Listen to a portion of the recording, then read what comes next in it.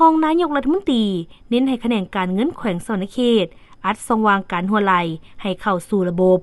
วันที่31 กรกฎาคม 2026ท่านสันติภาพพรหมวิหารรองนายกรัฐมนตรีกระทรวงการเงินพร้อมคณะได้ลงเคลื่อนไหวติดตามการปฏิบัติแผนพัฒนาเศรษฐกิจสังคมแผนงบประมาณและวาระแห่งชาติว่าด้วยการพัฒนาชนบทอยู่แขวงสวรรณเขตท่านหัวหน้าแผนกการเงินแขวงได้รายงานเกี่ยวกับมาตรการและแผนเวียกจุดซุ่มในการจัดตั้งปฏิบัติแผนพัฒนาเศรษฐกิจสังคมว่า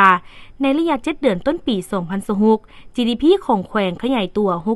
6.2% แผนการ 6.68% รายได้เฉลี่ย 22.17 ล้านกีบต่อคน โดยใน 5 เดือนท้ายปี จะสู่สุนให้ GDP บรรลุ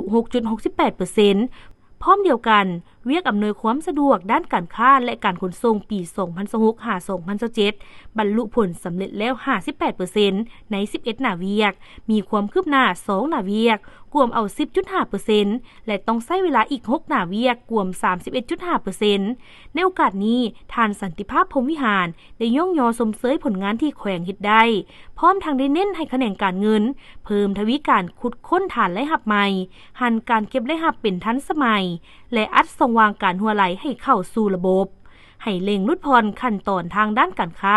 อยู่ตามด่านชายแดนสร้างสิ่งอำนวยความสะดวกด้านโลจิสติกเพื่อลดต้นทุนและดึงดูดการลงทุนติดพันกับการจัดตั้งปฏิบัติวาระแห่งชาติเพื่อแก้ไขความทุกข์ยากของประชาชนอย่างยืนยง